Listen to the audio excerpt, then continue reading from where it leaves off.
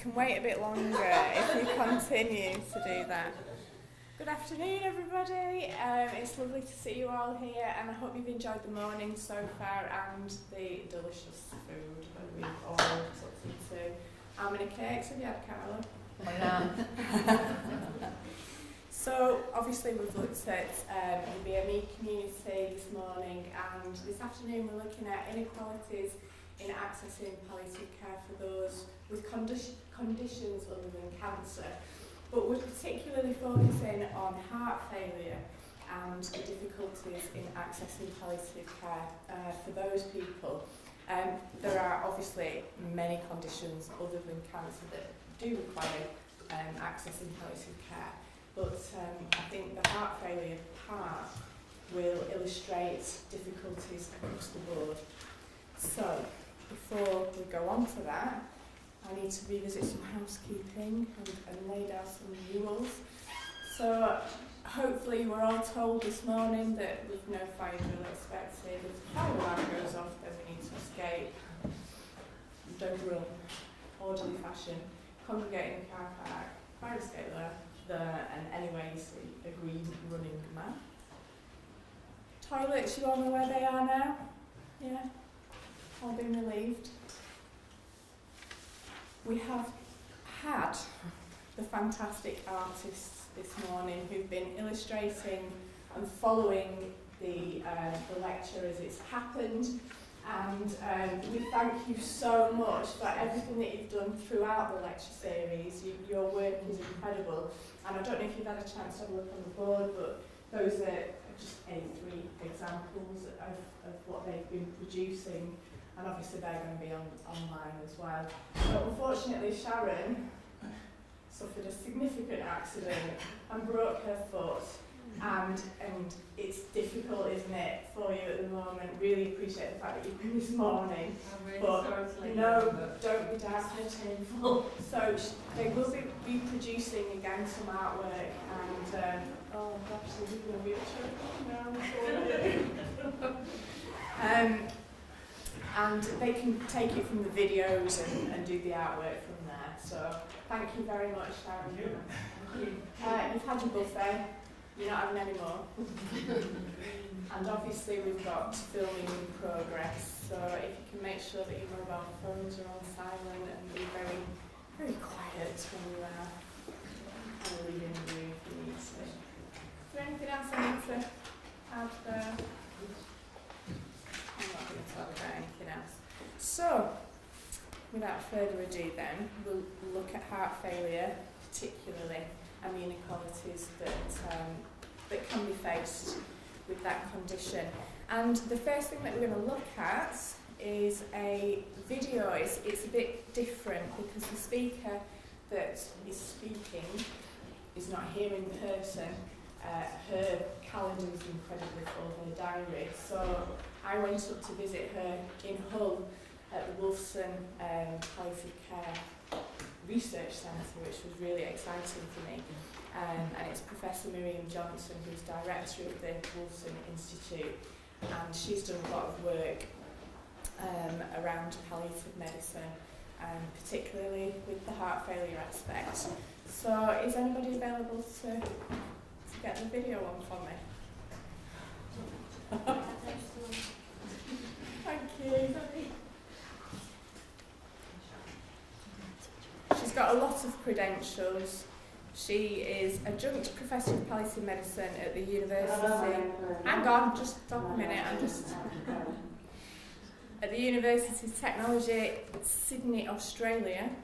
Palliative care speciality joint lead for the Yorkshire and Humber Comprehensive Research Network, an academic palliative care lead for the NIHR Integrated Academic Training Programme. She sounds pretty brainy, doesn't she? She is, but she's fabulously lovely as well. So, I'll just let her speak. Hello, my name is Miriam Johnson, and I direct the Wolfson Palliative Care Research Centre here at the University of Hull.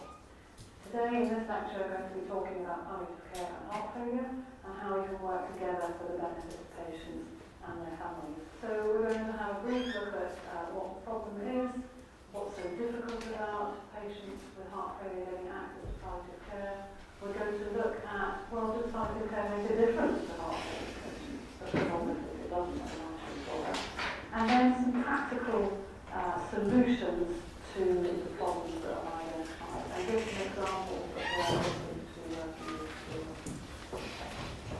So firstly, this slide, I think, says it all for me. This is a population level study looking at diagnosis of heart failure actually in the population.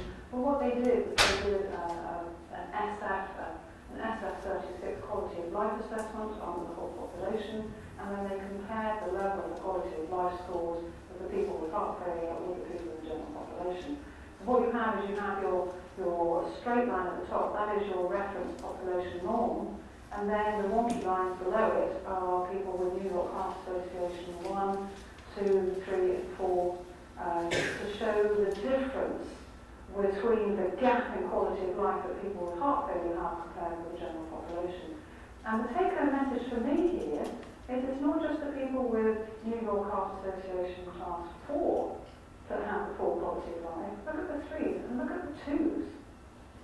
Right across the whole domain, from physical, psychological, and social, their quality of life is worse than the general population. So that's problem number one. People with heart failure have poorer quality of life. Number two, there was a couple of seminal papers published around the turn of the century. And I'd just like to tell you about the one done by Scott Murray's team in Edinburgh.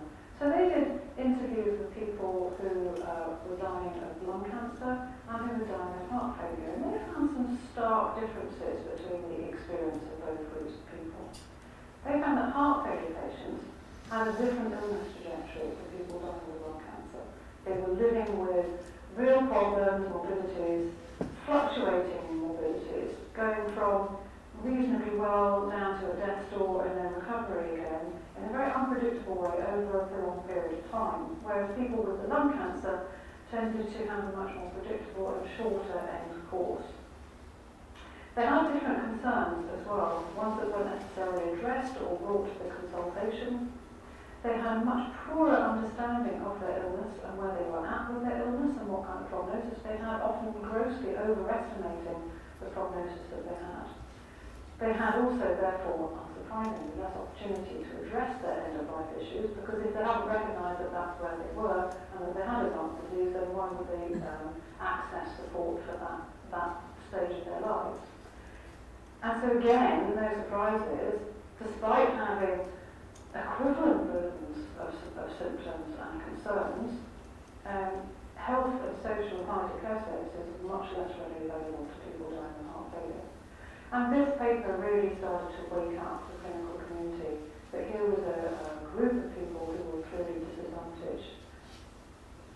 And their conclusions, very, very significantly, right at this very beginning of this awakening and realising that this group of people needed to have access to palliative care, was that care should be proactive and designed to meet specific needs. Right at that stage, there was nothing about identifying people who were in the last year of life, identifying people who were about to die. It was saying what are the needs and problems that these patients face and how are we going to meet their needs. So I want you to hold that thought, because unfortunately we're only now returning to that, and we've hit a lot of problems and barriers on the way by forgetting it. So what is so difficult? Well, this is one of the difficulties. The trajectory, as I said, people with heart failure is not an A to B, used to D. Have is unpredictable deteriorations and partial restorations, and even in quite advanced disease, sometimes a rabbit pulled out of the hat. Say, for example, someone has resynchronization pacemaker, and my goodness, what a difference it makes. And it puts them right back again into the better trajectory of their disease. And of course, with any one of these deteriorations might lead to a death which, though is not unexpected, is still perceived as unexpected. So, by looking at how close are we to death, this has caused a big problem in trying to identify patients with heart failure who may benefit from palliative care. And this is I would consider one of the other biggest barriers that we've got, is the terminology. We've got a big problem with this. You know, end-of-life care, I know the policy rhetoric in the UK is that this is about identifying people in the last 6 to 12 months of life. Now, even given that with heart failure that doesn't really fit because people can have problems with them for many years, nevertheless the word end is a time-bound word, and even though policy might have it as a longer time period, in terms of lay public and clinicians often, and certainly patients and their families, the word end means the end. It's the end of the line, so therefore end of life care is often interpreted as you've only got a few days this week to live. Then terminal care, most of us have got a pretty good idea of what terminal care is and what terminal illness is, but nevertheless, terms are used differently and understood differently by different people. Care of the dying is not bad, that's pretty much what it says on the tin. If you say to someone, this is about care of the dying, we have that idea that this is the last hours and weeks and days of life. Palliative care is another term that is a difficult one. And if people only understand palliative care in terms of the last days and weeks of life, then no wonder that becomes such a difficult conversation. Supportive care is brought into the oncology world as a try, a little bit when they've, I don't know whether they're deliberately trying to do it as a softening of this, but nevertheless, it's a much more kind of comfortable word. People say, why don't we use this instead of palliative care? I leave you to make your thoughts about that, and I'll learn more about that later. More recently, we've come back to the idea of patient-centered care, and I think that's quite a good term, actually, because it does then bring it back to what the patient's needs and concerns are. But I don't think we should completely throw out the word palliative. Again, you might like to discuss it in your teams. I think the crucial thing is what patients understand by it, what clinicians understand by it, and the onus is on us to explain what we mean when we use particular terms. We must not assume that the patient and their family understand what we mean by that. And terms can be loaded with fear and anxiety to the extent they will then not avail themselves of really useful, helpful services. So here we go, let's think about in terms of policy drivers. Well, the policy drivers until recently have been very much about identifying people in the last year of life. So how does this work with heart failure patients? So here's a really interesting study. So Naga et al., they did 138 consecutive heart failure patients with class 3, 4 patient failure, so some really symptomatic patients. They followed them up to see when they died, and when they came onto the study, they conducted a Seattle Heart Failure Moral Index, and they also did the gold standards framework prognostic indicator. And what they found was that neither were much good at predicting with any kind of clinical utility people who were in the last year of life. So the Seattle Heart Failure model missed pretty much nearly everybody. But my goodness, if it said you were going to die in the next year, 99% specificity, by God, you jolly well did. But that's not much use clinically, is it? If you miss so many, it's no good being absolutely right about the very few. That's going to mean a lot of people miss the service. With the gold standards framework indicator, it picked up nearly everybody, but it was only had a 22% specificity. So if your point is saying, well, we've got to identify people in the last year of life, to identify people who might benefit from palliative care, then neither of these two tools seem to be good. However, buried in the middle of this paper, if you read closely, they say these really important things. With the gold standards framework prognostic indicator, 86% met the criteria for end-of-life care, and that's that broad definition of end-of-life care. 82% had refractory symptoms. A quarter of them have more than 2 admissions. Now this sounds like the kind of patients I see in our palliative care clinic. So I think if you use the gold standards framework as a palliative care indicator, which interestingly enough they've now changed their name to, it's no longer the prognostic indicator, I think you start to get the idea of picking up the patients who we should start thinking about, should we look at palliative care issues in this group. So I'd like to take a message for you here is that prognosis, I think, is the holy grail to act as nothing about it. If we wait until there is incontrovertible, totally obvious, irreversible, with no chance of stabilisation or improvement, we are absolutely convinced and persuaded that the patient is truly dying, the patient will be dead. So I think we have to move away from trying to predict prognosis, to going back to that original saying that be proactive, let us have a look at what the patient needs and see how those needs can be addressed. And that way I don't think we're going to go too far wrong. Just as another to drive this point home, this was a study that one of my PhD students did, very, very well done. She looked at the GP database in the whole of the UK, looked at everybody who died in 2009, looked at people who were registered on the cancer register, looked at people who were registered on the heart failure register, and people who were registered on the palliative care register, as a marker of whether that patient had been recognised as having palliative care needs before they died. And I just want you to look at the figures in red there. So if somebody was dying of cancer, nearly half of them were also on the palliative care register. If somebody was dying of heart failure, only 7% were also on the palliative care register. And of that 7%, a third of them were registered within a week of death. Now, if somebody wants to die at home, that's a pretty tall order to gather the troops to support somebody to die at home if they're within a week of death. So it's a stark message that somewhere we're not recognising the palliative care needs consistently and well enough and with enough time to make a difference to people with heart failure. So I would say the main barriers are, number one, which patients are most likely to benefit from palliative care. And this is usually presented as when is it time, but I'm going to turn that off against that and take it away from when is it time to what are the problems. And then the second thing, which is a big problem, is that the evidence base for palliative care and heart failure is still really poor compared with the evidence base for the cardiac treatment. So then it becomes quite difficult for services to justify resources and reconfiguring because they say, where's the evidence? So are we making a difference? I.e., what is the evidence?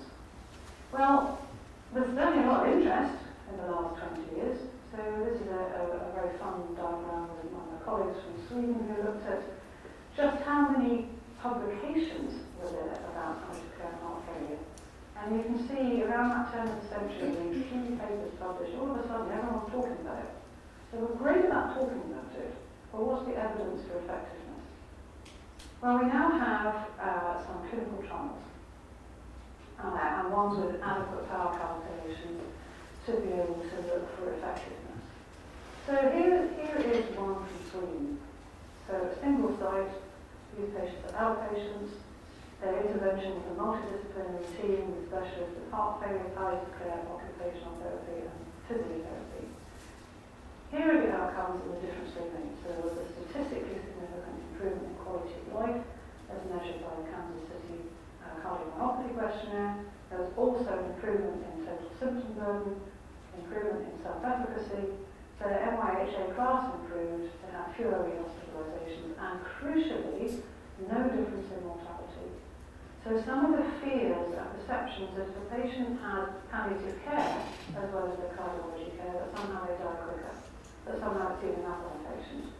There's no evidence from this study that palliative care patients survive any less than patients not in palliative care. And here's another one. So this trial, this time instead of outpatients, this is recruiting patients who are inpatients due to acute heart failure. Another single site study, the intervention was a palliative care consultation with follow-up as generated by that initial consultation. So very much like normal clinical practice compared with standard care. At 1 month there was an improved symptom burden and there was an improved quality of life, this time measured with the Minnesota Living with Heart Failure questionnaire. Looking at the secondary outcomes, the only one associated with benefit was the advanced care planning. But again, look at this nice, consistent message. There was no difference with survival. So no survival disadvantage for patients receiving palliative care. And when you think about it, why should it? If this is an extra layer of care, if this does not deny anybody cardiology treatments that still make a difference, then why would it make a difference to survival? But hopefully, as we see here, it looks to be making a difference as to how well they survive. Here's a third one. This is different settings. So these are patients with end-stage heart failure discharged from hospital to home, referred to a home palliative care service. The intervention was a multi-professional palliative care service, and the primary outcome here was readmissions. They found that there was a lower readmission rate at 12 weeks, so almost half as likely to be admitted to hospital. There were improvements in depression, breathlessness and total symptom score at 4 weeks, with an improved quality of life, both with a generic quality of life and also a heart-rate-specific quality of life. And lastly, here is the most recent, so again in single site. These are mainly inpatients. There were 2 who were just recently discharged. Usual care versus usual care with the palliative intervention as well. Looking again at the results, it's a familiar story. Quality of life is improved, depression is improved, anxiety is improved, and they had a spiritual outcome as well, which was also improved. They found no difference in hospitalisation, but also neither did they find a difference in mortality. So we have a consistent story that palliative care does not disadvantage patients in terms of survival, but it does seem to help how well we live. So that sounds brilliant, doesn't it? So what's the problem? Well, there are observations of all 4 of these studies. So in terms of the body of work, 2 of the studies didn't achieve the sample size. Now, in spite of that, they did actually achieve statistically significant findings. If we look at the Rogers study, they have incredibly wide precision around their findings. So the confidence intervals are very wide. You don't quite know whether it's the best thing since widespread or only marginal improvement. And that's down to the small sample size. So the studies are small. In the Wong paper, the groups were possibly balanced at baseline. And for all of them, missing data is a big problem. As you might expect, in a study where your primary outcomes are often patient-reported, and as the patients get more sick, as we would expect them to, so they become less able to complete the questionnaire, and others get more poorly or because they died. And only one of the papers describes their approach to managing this. None were cluster trials, and so if you're randomising individual patients, you've got a risk that within one site, you've got the intervention leaking across into the control arm, so it might underestimate your benefit because you've got dilution of effect. We couldn't combine these papers because the populations are all different, the interventions are slightly different, the controls and the outcomes are slightly different. And so, these are limitations, and we have to be honest about that. But again, those key messages, it does not seem to cause any damage, does not seem to limit survival, and it does seem that the measures so far point to improved quality of life and reduced symptom burden. And I just like coming back to, although obviously I'm totally signed up to evidence-based, I still in clinical practice, and some of the things that speak to me incredibly strongly are the words that come from individuals. And this is just from a quote from a letter I had from the carer of, she was a widow by this stage, it's one of the first patients I looked after with heart failure. So we're going back about 15, 16 years. She said, when initially introduced to palliative care, and it's explained to you, which we've been talking about, it's a word of an explanation. The first emotion is one of utter relief, that someone is offering a safety net in a time of crisis. For the first time in a long time, that feeling of frustration, helplessness and aloneness is dispelled. And of course, up until now, we've really been thinking about the patients. But heart failure is a condition which affects the whole family, and particularly the primary carer if they have one. So, also looking at making a difference, so this is looking at it slightly differently, so we've gone from the randomised controlled trials, and now I just want to share with you a particular intervention that we've been using as part of our Scarborough service, and it's been picked up in various other places in the UK and further afield as well. And this is to use subcutaneously administered diuretic for patients who otherwise have no reason to go to hospital. They really want to stay at home, or they want to come to the hospice instead. But they're fluid overloaded, and the gut is no longer working because it's a dentist. So community-based parenteral diuretic is a very attractive option for some people with advanced stage heart failure. There are some studies in normal volunteers, and the patients for case studies audit, and we've got some preliminary pharmacodynamic data and also some phase 2 trial data.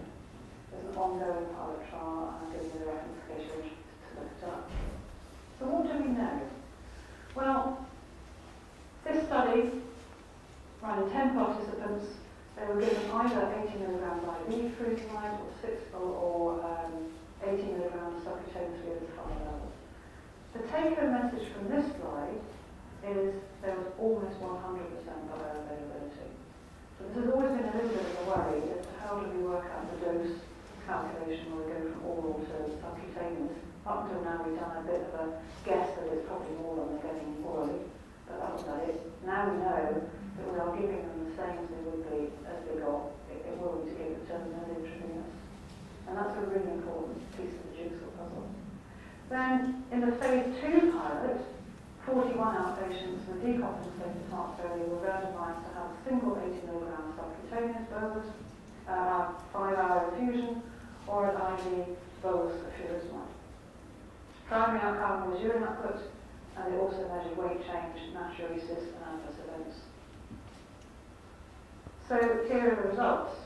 Now in IV, the mean dose was actually more because they did a funny calculation, whereas the subcutaneous one was a stat dose. I didn't quite work that out, but that's what they did. So the IV people got more, but their urine output was exactly the same.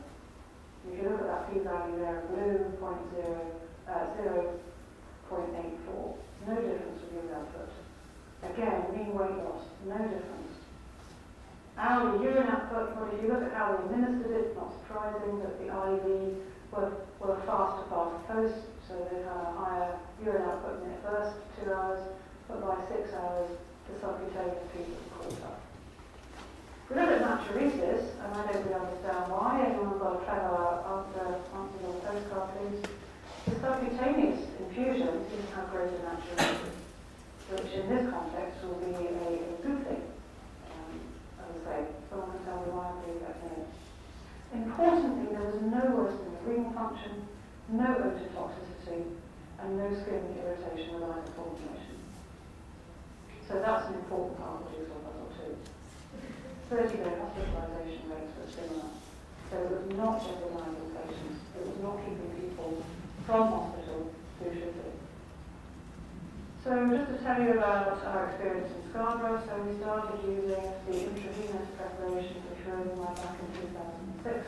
We did this in the context of audit and breed protocol and with decision-making with an heart failure palliative care MDT. So that was with cardiologists, heart physicians, and heart failure nurses. We reported our first 43 episodes in 2003, and what we see is a clinically significant median weight loss, 5.6 kilos. That makes a huge difference to patients at this stage of life. Daily dose, the sort of dose you can get from the syringe driver, median number of days is 10 days, and that's really important because of the issue of site reactions. So you do have to be really vigilant about the development of site reactions and change the needle on the site early rather than just think I'll leave it for another day. We have managed to prevent hospital admissions where we wanted to. However, in that early series, only 14 episodes were in the community. So we continue to collect our data. We now have 57 that we can able to report on. So 751 subcutaneous furosemide days. All but one had class 3 to 4 failure. 75% of these are home was their preferred place of care. So 75%, home was their preferred place of care. Those done at home, we prevented their hospital admissions, apart from one who had to be admitted during terminal pulmonary edema, and that was for measures and not for rescue. And even in those in the hospice who tend to be less well, we found we were able to stabilise 83% to get them home. Again, the mean weight loss is the sort of around about the size of humans. Looking at symptoms, which we started to collect, improved breathlessness, 8 out of 10, moved down to an average of 5 out of 10, peripheral edema, grade 3 down to 1, crepitations, proportion of grade 2, which is bilateral crepitations, from 45% down to 3%. So really important clinical benefits for patients. Again, about 10 days. The dose range is about the same. Again, the same story with site reactions. You really do have to be vigilant. So thinking in terms of, so these are the sorts of difference and impacts we can make on patients. How do we make this happen in practice? So we've talked about the importance of this being a needs-based care. We need to get away from trying to predict who's about to die or who's going to die in the next year. We want to ask, what are the needs and problems that they have today? What's the kind of direction of travel that's helpful, but basically what needs do they have today? And then it's about, well, for these needs, who is the best person, who is the best team to deal with these needs? Half the problem is just recognising what they are, and many of the needs that heart failure patients have are perfectly within the skills of the general practitioners team, or the cardiology team, or the care of the elderly. But a lot of the time they go unmet because they haven't been identified or recognised. So the first step is just finding them.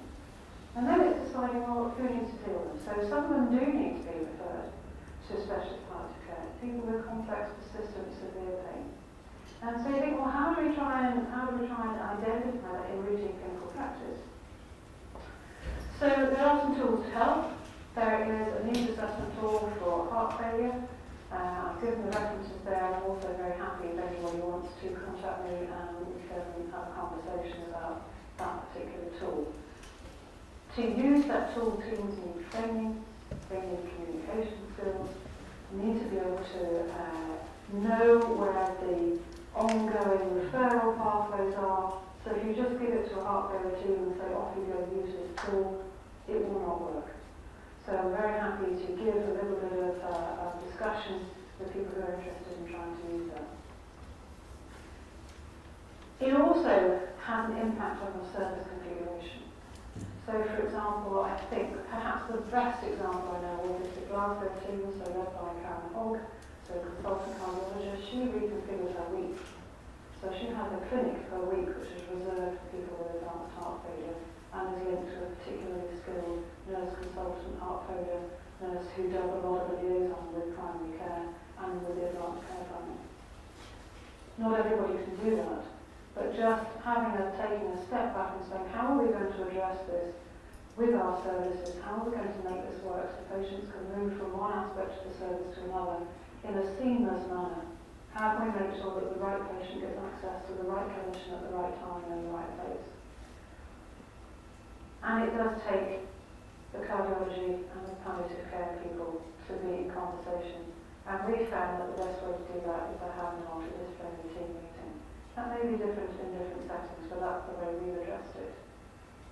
Education and training. So on the left here, I've listed the things that the cardiologists have need from us in palliative care, and on the right, I've listed the things that we need in palliative care in terms of education from the cardiologists. So the cardiologists have said they've benefited from advanced communication skills, how to assess symptoms, how to manage symptoms. So managing symptoms in their own right, not just managing symptoms as they often do so well by managing the heart failure, but managing symptoms, recognising psychosocial needs, how to talk about advanced care planning, and a crucial bit of understanding to totally embed in their souls that do not attempt cardiopulmonary resuscitation does not mean do not treat. And I know that sounds obvious, but it needs to be really understood. Palliative physicians and palliative care teams, we needed to understand about advanced diuretic management.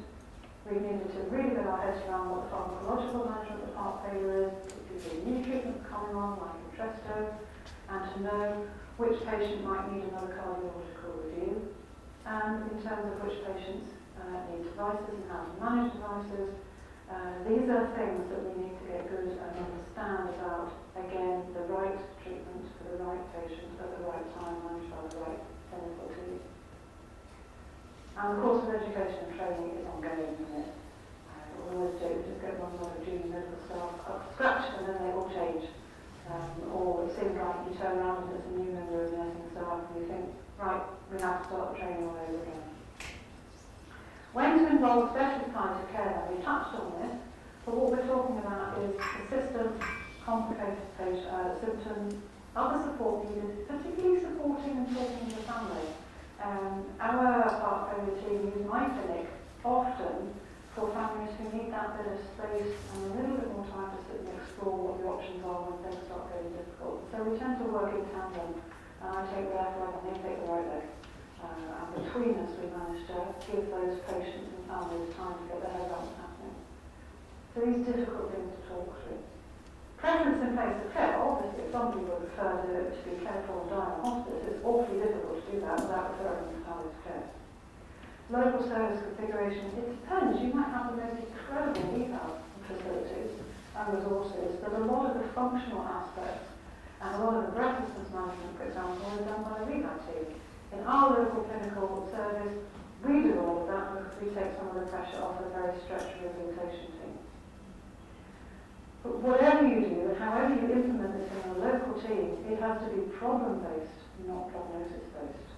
It's got to be an extended team and not an either-or, because right until the last few days, we need the expertise of the cardiology people, we need the support of primary care, and we need the expertise of palliative care. It really is an integrated care and not an up-and-down. So who gets referred to specialist palliative care? We talked about prognosis, isn't awfully good way of doing it. We need to look at the problems people are having. So here are just two interesting papers which the first one describes. So this first one describes people who died, this is in America, who died with more than 2.5 failure discharges in 6 months. And they found those who were referred to hospice, there was no predictor, there was no particular predictor. So people weren't picking out reasons to do it, which tells me it's probably down to the interest of the clinical staff that happen to come across this patient. We've got to be better than that. Other interesting thing here is the median survival of those who went to the hospice is actually better than people who didn't. So whatever you make of that, it's certainly not a worse survival outcome.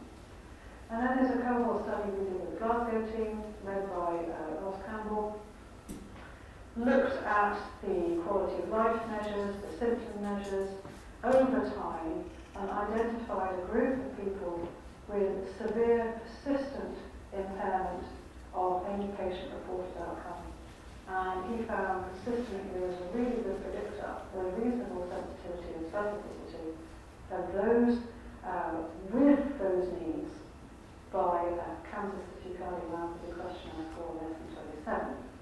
Now, in terms of busy clinical workload, sometimes it's quite helpful to have an idea of something quickly can give a ballpark. At least say these people need a second look to see what they need as well as specialist palliative care.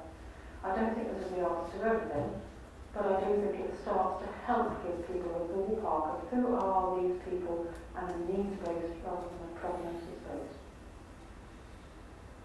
We talked earlier about our problem with terminology. What are we going to do with our problem with terminology? People say, let's change the name, let's stop calling it palliative care, let's call it supportive care, let's call it whatever care. My worry is that if we do not change the understanding and we only change the name, we have not solved the problem. Our problem is to change understanding. I could call it the Green Frog Clinic, and patients would still be saying, I'm so sorry, we did the first degree comment, because the Green Frog Clinic, very sorry, because the understanding has not changed.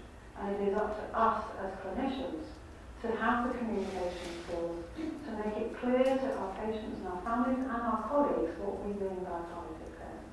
The Americans are doing a good job of this. If you've ever looked at the online system they've got about Get Palliative Care, it's worth a lot.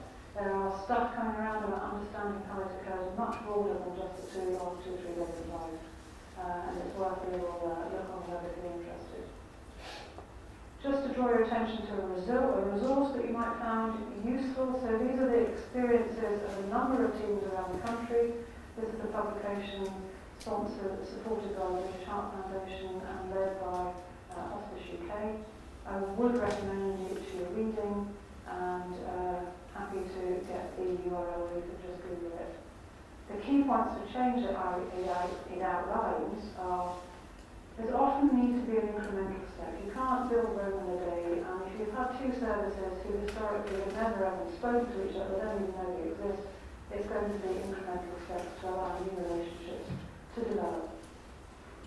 One thing that is clear is that hospices really should be involved in service redesign and delivery of people with heart failure. We should be put in, we have something really positive to offer, and we're often a bit kind of like English, if I can put it that way, in palliative care. We're not good at saying, actually, we've got something really valuable to contribute here. Let us be part of this busy workload. Learners may help you make a difference to your patients. We can train each other, we can support each other. Hospices also, the flip side, should be accountable to commissioners. We should be providing audit data about heart failure. We should be agreeing realistic service improvement targets. But again, we need to understand the strength of hospice care, of palliative care, and we really do have something that is often missing, and we should make sure that we do our bit to present that. Oh, that felt so strongly, I don't know, I've even underlined it. So here's just an example. Here's Scarborough, what we've got. What are the key components? We've got started off as a palliative care consultant, and I just sit there and everyone else with it, which is great. We've got nurses, doctors, palliative care, heart failure in the same room, and we communicate the findings there. It's a cross-setting, so it addresses hospice, hospital, community. We work together on the ground, even though we're all funded by different people, and we meet. Initially we met twice a month, we've just now dropped down to once a month because actually it's running pretty smooth and the teams have been upskilled. We've done education training, we've contributed to protocols. So here we go, core component 1, cardiology and palliative care in the same room. Core component 2, nursing and medical with opportunities for joint consultation. Core component 3, communication with primary care. Core component 4, key role for the heart failure nurse specialist. And I would say a lot of the liaison here is done in our service on heart failure nurse. Education, training, and audit and evaluation.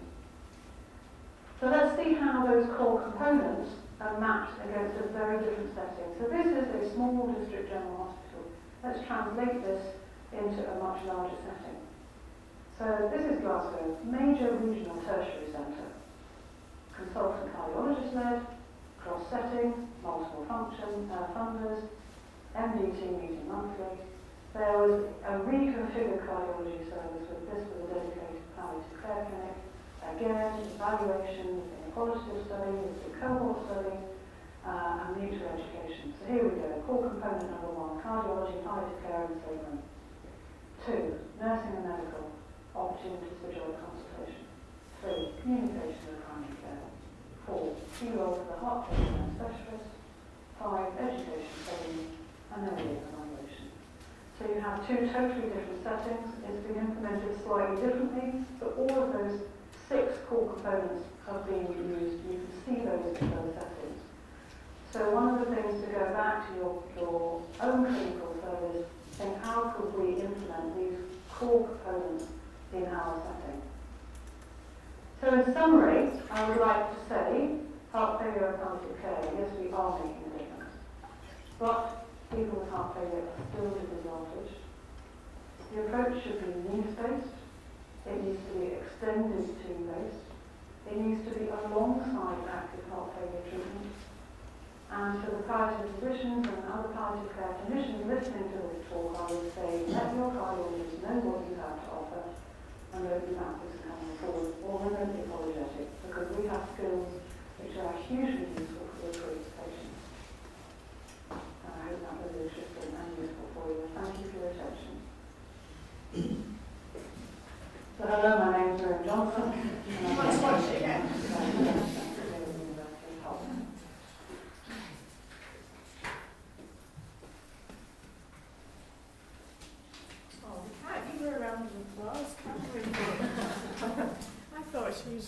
I thought she was fantastic.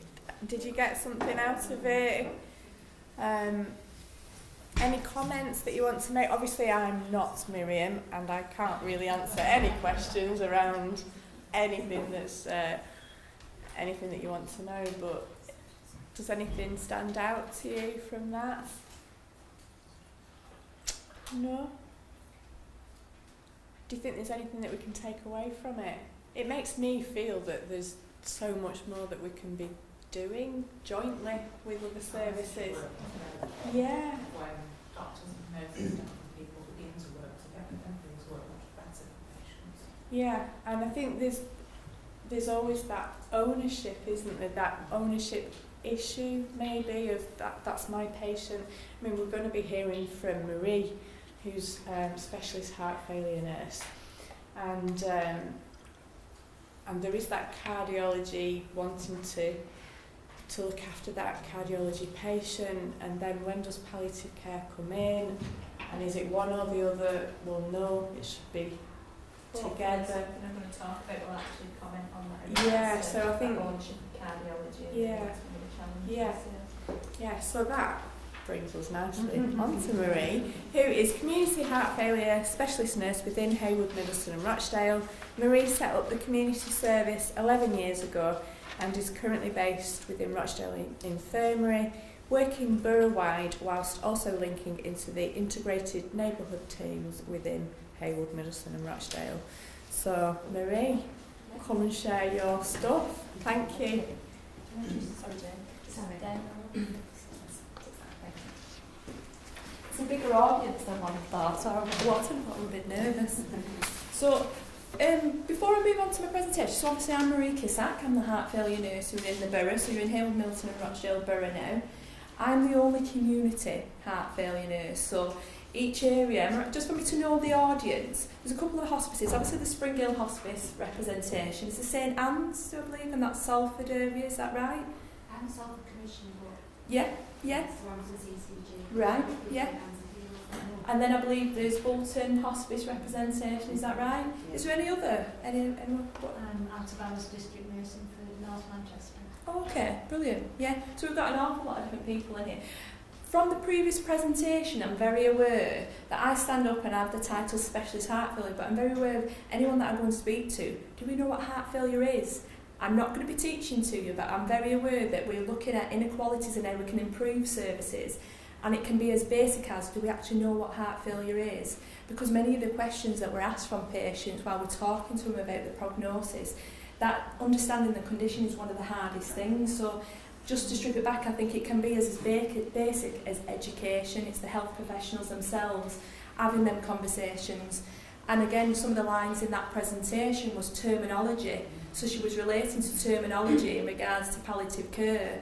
But I bet if I was to get a flipboard up now and said, can you give me a few terminologies for heart failure, there's at least 10 to 15. So with your discharge summaries, with all your different letters, it's trying to make sense of that. So heart failure straight away is complicated before we even get started.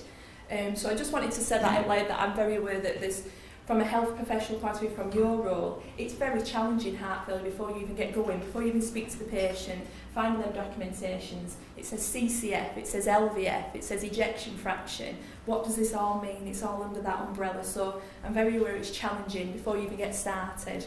So hopefully today I'm going to talk about just me as a service. So I know you all cover different boroughs, but I try to give an example of what I do, and I think what's really important, what improves working between us, is if we know what one another's doing, you recognise how we can improve. So I think it's recognising what I do, recognise the demands on your service makes a difference. So I'm just going to, no, I pressed the wrong button. Sorry, do I go back up, Jane? Sorry.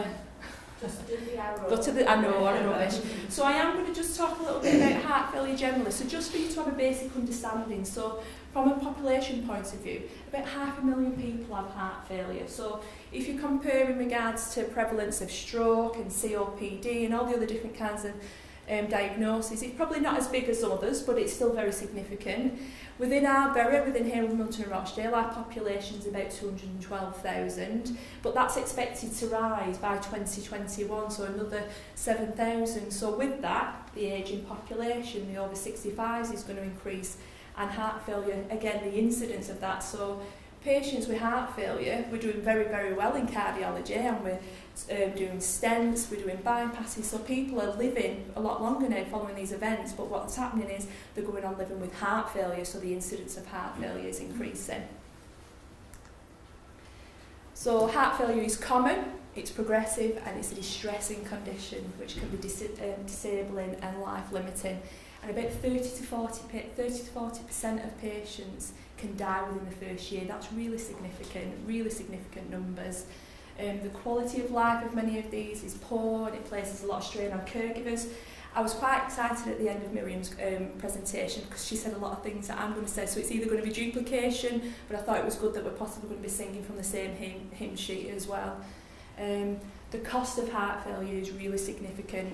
and a big part of it is hospital admissions. So again, if I'm sort of saying the prevalence of heart failure is 0.7% of a population, within our borough it's 0.8%, so that's bigger than your national average. So within our borough, so that would equate to about 1,800 patients, which probably doesn't seem quite big in compared to other diagnoses, but they keep recurrently going into hospital, so it's a really expensive condition. So your average hospital admission is about £4,000 and a prolonged one is about £8,000, and they keep recurrently going to hospital. So there's a big drive to manage these patients, but they're complicated and they're challenging to manage.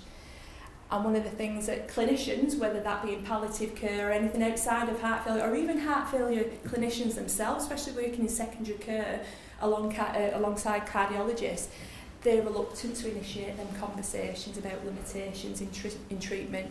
And cardiology, some people have a vision, and I can see it, it's all about we can cure, we can fix you, and then it goes to the palliative, and it's that crossover that we need to improve. And I'd like to think within HMR we're very good, and I hope I give an example of what we've got in place, but it can always be improved no matter what. There's always room for improvement. So we mentioned before, just regarding the service that we provide here, so I set the service up in 2008. The challenges with heart failure, so I don't know, so let me just read. Bolton have a few heart failure nurses. Salford, if I'm right, are in secondary care. I don't think there's a community service, or is there? There is a community service. Is that I think it's Cathcosi. There is, yeah, that's right, sorry, yeah. And then obviously you're within Rochdale. So everywhere is different, so we're trying to learn from one another, but we've all got different services. So what my example today is what's relevant within our area.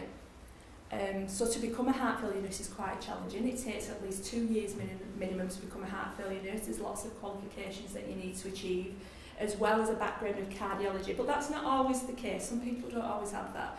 And then over the last 11 years, I've established 4 clinics. So from diagnosis of heart failure, some of these patients are well enough to go to hospital settings, to go to clinics. So within Harewood, Milton and Rochdale, we've got 4 clinics set up where I've established that for patients that maybe struggle to go to the hospital but the care's closer to home. And currently the service within HMR, they manage the heart failure due to LVSD, and that's where there might be some differences across the borough. Some services manage all heart failure, some only do LVSD. And again, I'm using more terminology. If you want me to explain what LVSD, I will do.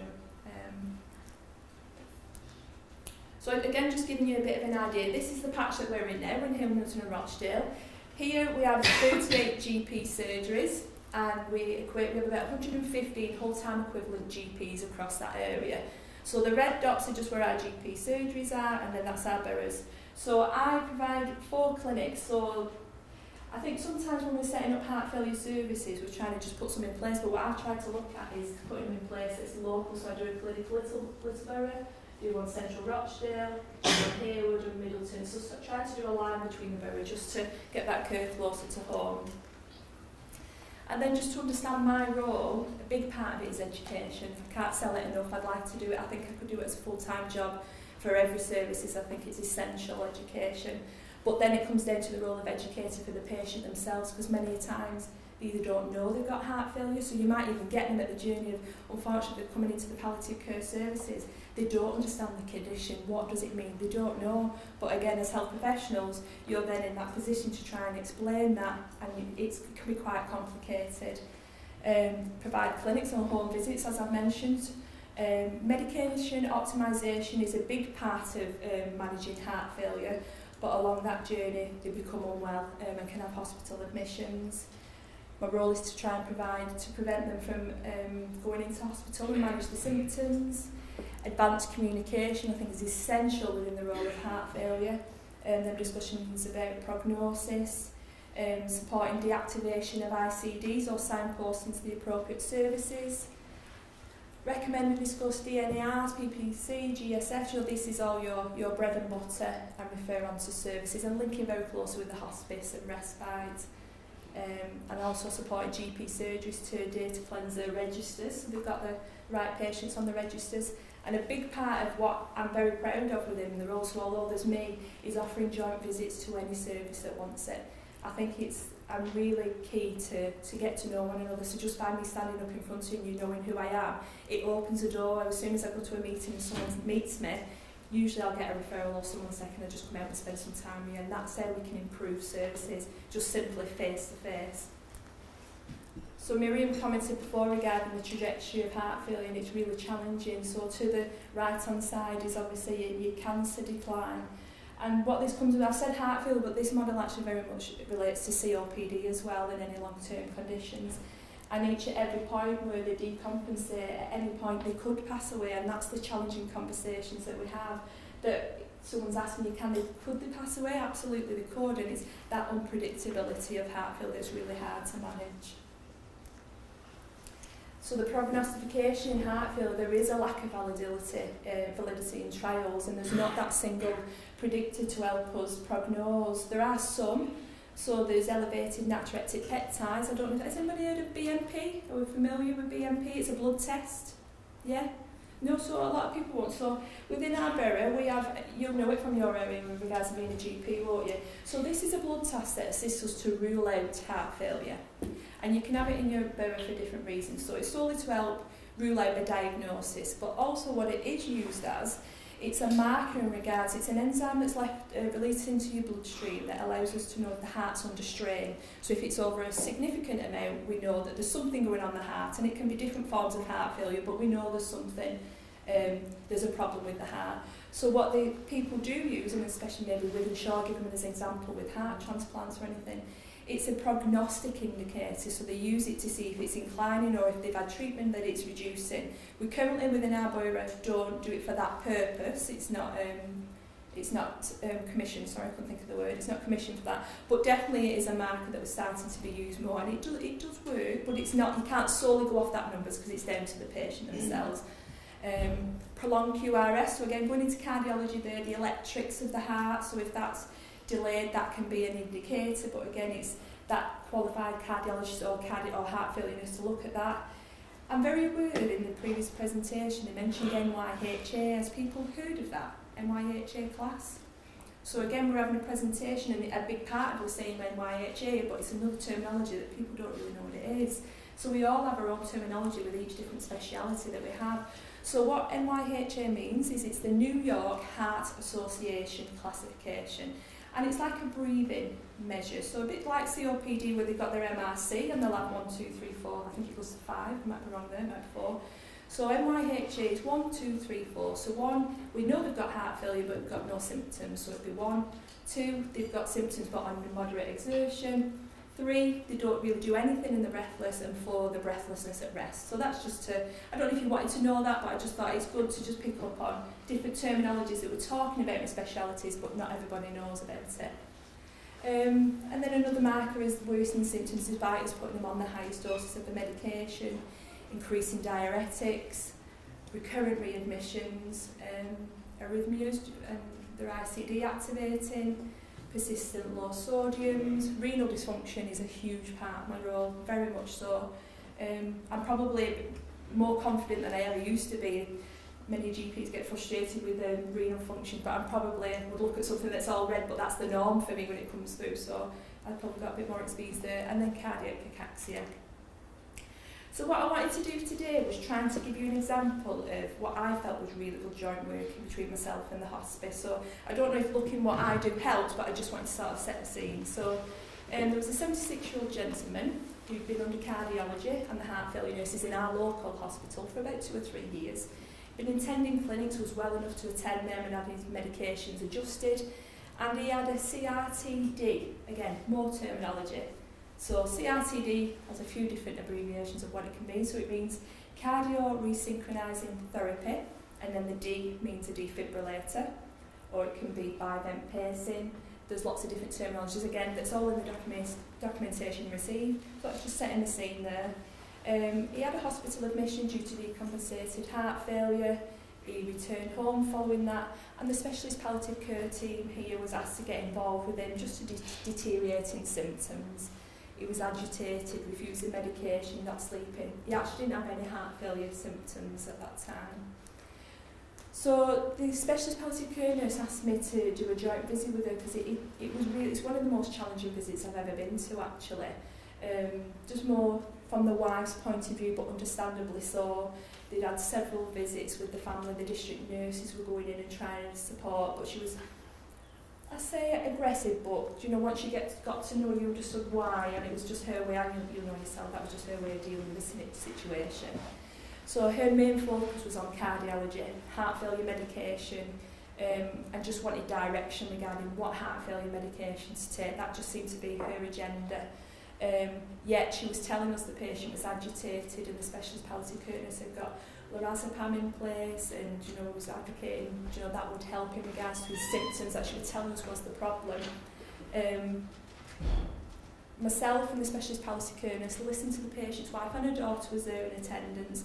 Throughout the wife was very agitated and just kept returning to previous conversations. Didn't really felt we got anywhere. We were there for at least 2 hours on this day. Myself and the specialist palliative care nurse repeatedly asked the questions, or answered the questions and summarised back what she was saying to us. And what we finally realised was, I don't know if it were a realisation, but it was recurrently going over the same conversations. What it came down to, when we was talking about, this gentleman had the ICD in place, and he was dying, he was jaundice, he wasn't compos mentis, he wasn't eating and drinking, he was spitting out his tablets, and occasionally she'd get 1 or 2 tablets in. But we were trying to emphasise lorazepam would be the thing for this particular gentleman in this scenario. He'd been asked about 2 or 3 months before, he'd been asked to have his ICD deactivated, and it was appropriate. It was in hospital, so they tried to do it at the appropriate time. So ICD deactivation really should be planned if we can, and when they go to appointments, and then appropriate conversations happen. And this gentleman was asked them questions, and he declined, and that was appropriate. He had capacity, and at that time he didn't want it to be deactivated. So when we realised what her fears were, that she felt that if she made that decision to deactivate his ICD, she was going against his wishes. And that really stood out in regards to, once we identified and said that was the purpose, you could actually see the relief in her shoulders come down, just to acknowledge, and nothing had changed at that point, but just that relief of, that's what how her agitation portrayed was, it came down to that. So we discussed at length the conversations that her husband had, what she remembers of them conversations, and pointed out that it was absolutely appropriate, the decision that he made then, and it was right for him to do so, but what the challenge was now that he declined in health and he wasn't able to make that decision. And I suppose it then comes down to her understanding of what an ICD is and what that does, and that's always a challenging conversation for anybody.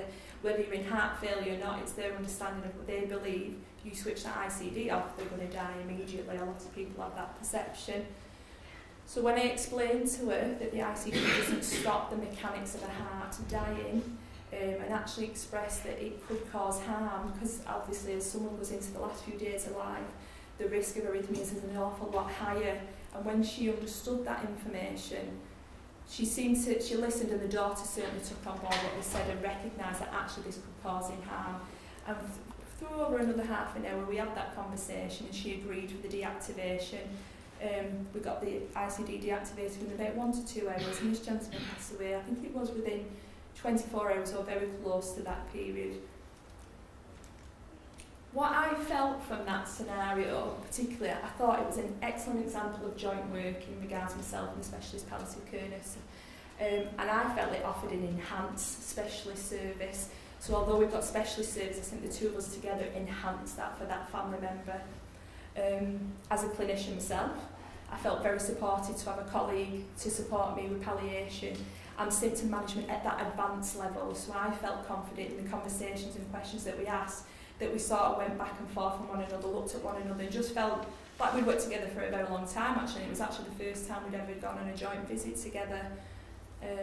What I will say from having that, I feel that the relationships have improved even more, the communication back and forth between other patients. I think just once you get to know one another, or even have that experience, I just think it opens up better care just by having that face-to-face contact. This particular scenario supported a patient and family member whose majority of professional contacts have been cardiology, and that's what was the challenging thing I felt for the hospice here, because everything that was asking was about heart failure, and there were very specifics, and it's not that they didn't have the knowledge, and I hope that never comes across, because I thought they were fabulous in what they did, but she was really specific. Do I take this tablet then, and do I take the extra one, and which is more priority? And actually none of them were priority.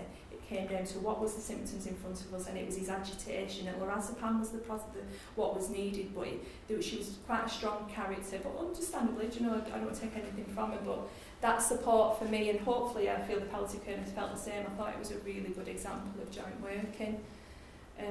Sorry, I've lost my point where I am.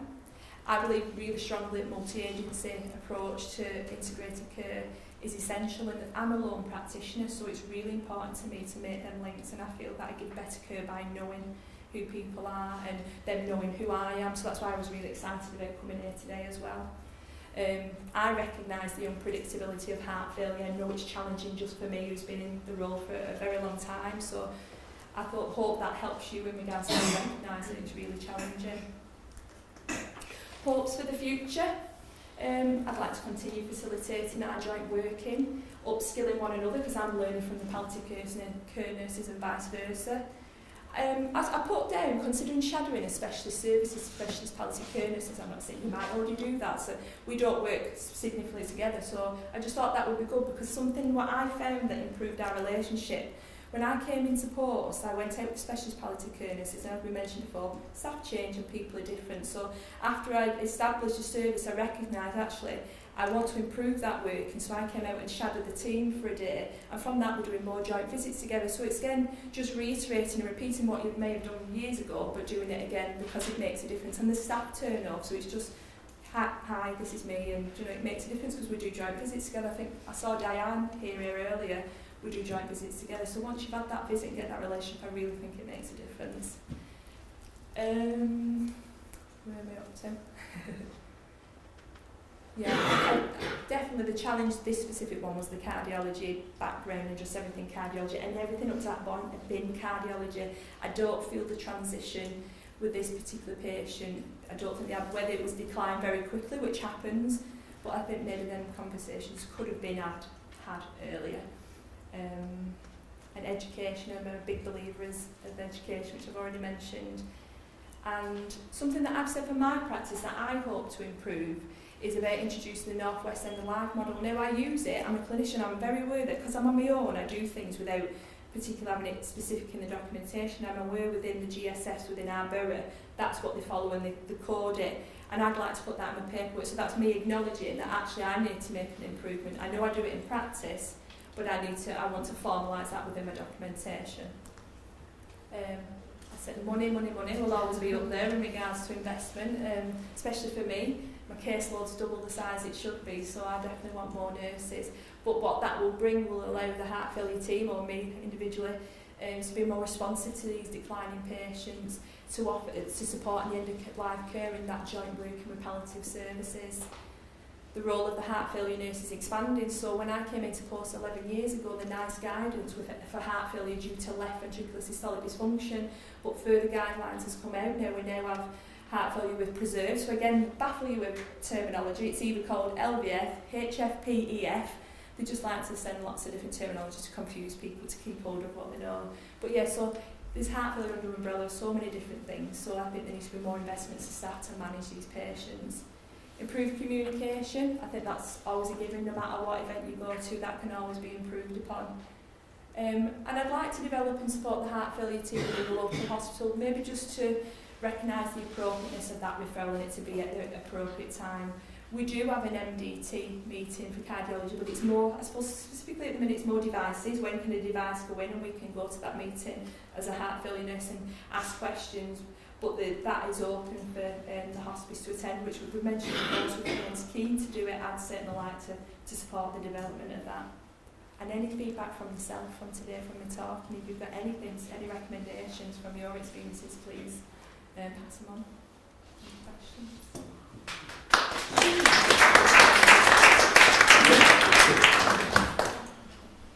Does anybody have any questions?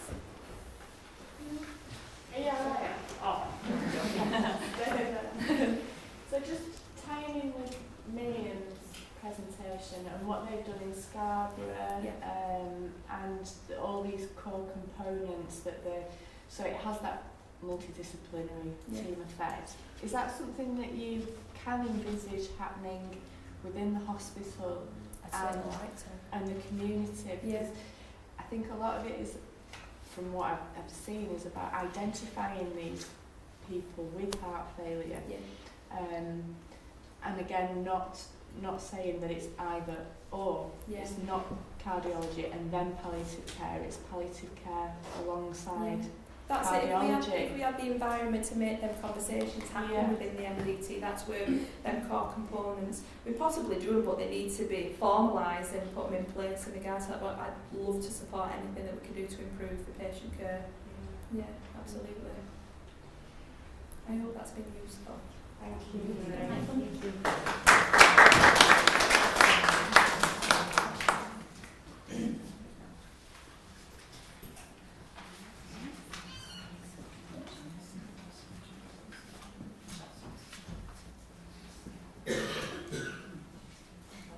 Sorry, I'm not going through housekeeping again. You're not getting another buffet. Okay. So I think that was really interesting, wasn't it? Well, and I know she mentioned that Marie mentioned Bury, but we've got Oldham as well here. Bolton. Sorry. Yeah. No, it's okay. So I don't know what kind of heart failure support there is in your area. No. I did do some work previously when I worked at Penn-Acute with the heart failure nurses with Anne, I think it was. So within Oldham, there's Lancaster House in place, isn't there? But I believe it's related to second care. There's nothing currently within primary care. So it's all work in progress, isn't it? And I know we've concentrated, very much on heart failure this afternoon, but it is transferable sort of learning, really, isn't it, about how we interact with other professionals. So I just wanted to remind everybody about the 6 ambitions for end-of-life care. And when we're thinking about the inequalities, really, we can't even hope to start with any of these unless we address the inequalities that are out there for all these 10 groups that we've been discussing in these lectures. And Martin Luther King, he says that of all the forms of inequality, injustice in healthcare is the most shocking and inhumane. It's no good providing really good care for one group of people, is it? We've got to be able to try and adapt what we do, our services and how we work, so that we're inclusive of everybody. So we're just tying it all together now, really, all the 10 lectures that we've been covering over the last 8-10 months. It's gone quickly, hasn't it? So we covered all these groups between ourselves and St Anne's Hospice, between here and Gorton Monastery. I don't know if anybody else was able to get to any of the other groups, but I think it's, on the whole, it's been a great learning curve, certainly for us, when we've been looking at these different groups. But some of the common themes are... We'll start at the bottom, shall we? We'll start at the bottom. Yeah. So opportunities, looking at opportunities to work together, looking at how we can contact people, like Marie says, once you put a face to a name, it's much easier, isn't it, to ring them up and just ask for a bit of advice, and see what comes about from that. Looking at how we can, we're at quite an exciting time now in Greater Manchester, aren't we? In that we've got so much focus on integrating care, health and social care, and there's opportunities for funding for some things. So it's making sure that those opportunities are picked up and that they're appropriate, really, for the people. And like I said, partnership working. Now we'll go to the top. So we need to raise awareness, don't we, in communities? Certainly from a hospice point of view, people think you can only come into a hospice. A lot of people think that you can only come into a hospice if you've got a cancer diagnosis. Some people think you have to pay. That some people don't know that it's open visiting. They think it's like a hospital. There's certainly in other languages there's no word for hospice, so they've got nothing to relate it to. So unless we go out there and tell them, then we're not going to be able to improve things, are we? We're not going to show that what we're about. So having open days, inviting people here, us going out to them, to the community groups and the social support groups, and letting them know about what we do and how we work with other services as well. Education for professionals, and like I mentioned before about some of the GPs that feel that people from the South Asian community automatically want their families to look after them, and you know things are changing, aren't they? So we've got to do improve awareness around other professionals as well, and the carers, ensuring that they've got the support, that they're having carers assessments done, and that we're able to include them in what we're doing. And looking at the younger generation as well, so we can start to talk about you know, everything that we do. We have a schools project that comes in here, but also looking at the teenagers. There's all the apps, looking at technology to see how we can raise awareness in that way. We do a lot on Facebook and Twitter and things these days, don't we? So, you know, looking at how we can just generally raise awareness about palliative care, and that it's not just, you know, the last few weeks of somebody's life. And education for professionals at all levels, so that we are aware of the services. It was really interesting about the directory of services. Where did we get that? Was it you showing that? Oh, it was, yeah, the directory of services. Because sometimes it feels like you all almost fall over a service. Oh, I didn't know that happened. That's really interesting. That's a really good idea. There doesn't seem to be anywhere where you can sort of look for it. So hopefully that will address that.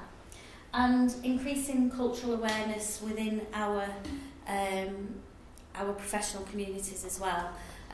We can't possibly hope to care for somebody holistically if we don't understand their challenges, and that we don't understand, for example, that somebody that's transgender might be worried about if they're going into a male ward or a female ward, how's that going to work? So we need to stop really look at how we work and how we can increase our knowledge about all the different groups, and understanding their challenges when it comes to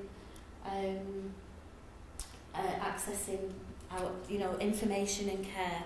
Just like Shahid was saying this morning, you know, he didn't know who to turn to a lot of the time. And looking at our services to see what we can improve, what we can adapt, and how we can take things forward and work together. So lessons learnt then, that palliative care isn't a standalone service. It's been seen like that, I think, traditionally, hasn't it? You know, when you get to the end of your sort of diagnosis, right, then we'll hand you over, there you go, palliative care, thanks, bye. And it can't be like that, can it? We've got to learn how to work together and support each other to be able to improve care. And that access should be earlier in the palliative trajectory. And the document that Miriam discussed before, the hospice, the pink one, it's on the board over there actually, for heart failure. That's a really interesting document, and it shows quite well how palliative care can interlink with the cardiology services. And we can learn from each other, can't we? We can learn from them, just like you were saying. We can increase our knowledge on cardiology and heart failure, and vice versa. We can pass our palliative care expertise across. So, I think we've come to the end. Is there anything else you want to say? Well, do you know what stood out a little bit, particularly from today? It's because we're always looking at prognostication within palliative care, and we're guided very strongly in our GSF meetings and when we're coding patients, that we look at that year before they die. We're predicting that in order to implement that palliative care. And just as what you've said about palliative care weaving in and out of other disciplines and services, I think palliative care itself, which, this is my opinion, you might agree, it should move away from that prognostication and be a supportive care for life-limiting conditions and illnesses. And actually, it doesn't matter how far away you are from the end of your life, palliative care can play a big part. Because just because you've got to that year doesn't mean suddenly you're going to get these symptoms and worries. All that can come certainly a long time before. But then that's a challenge for funding and service development, because where do you start that palliative care service then? But in an ideal world, I think that's where it could be. And again, just referring back to that document, it does show how instead of it, whereas before palliative care's come in here, and instead of it being a straight line, perhaps coming in earlier, it's more about us dipping in and out. So when the needs arise, that our services put in, but then just, you know, when things stabilise out again, then we can withdraw. So it does show how it can just sort of weave in, like you say, to other services. Patients are very, very good at identifying when they need services. I think we forget that. Yeah. But, you know, we're going to support people for a long time. It doesn't mean that we're in there all that time. No. But they will dip in and out. So for funding, really, it doesn't have to have No, that that's massive true. impact. No. But if we're listening a little bit more to what patients want and then identifying their needs and being able to access services when they need, I think you see this dipping in and out of services when they need it and moving away from them when they don't. So funding really shouldn't be so much of an impact. No. Are there any other questions? No? It's Friday, isn't it? Can I ask that you complete your evaluations, please, that are just in the back of your little booklets there?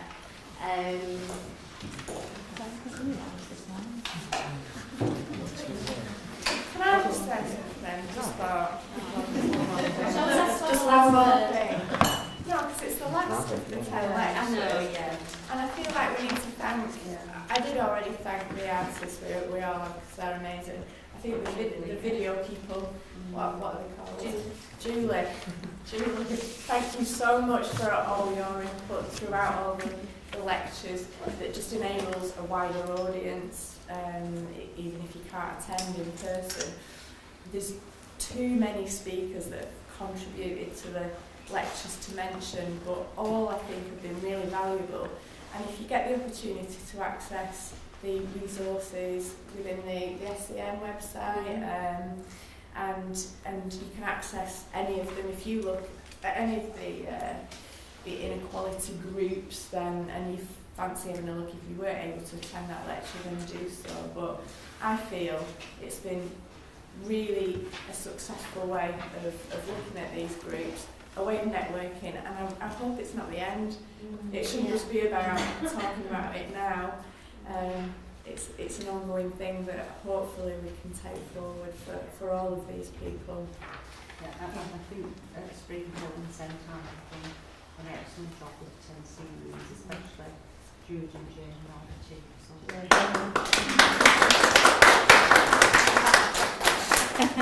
And yeah, just to sort of say that shortly, in a few weeks hopefully, all videos from the lectures will be available on that. And along with what we aim to do is put a collection of resources in there as well, so that you're able to just sort of tap into that whenever you're looking at taking any services further forward. And so yeah, any feedback on those would be good as well. Where's that available from? So it's going to be on the Strategic Clinical Network for the Greater Manchester and Eastern Cheshire.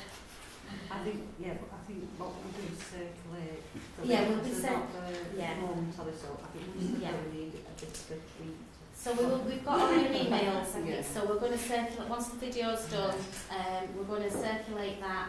We'll circulate the artist drawings that they've done today, along with all the rest of the resources and so I think on. at the moment, Jane, they're on YouTube, aren't they? They are on YouTube at the Right. moment, the That's previous probably ones, yeah. Whereas if you wanted to watch them now, Yeah. you're probably better at getting them on YouTube. I think you just put in Bull and Bull Well, lecture series.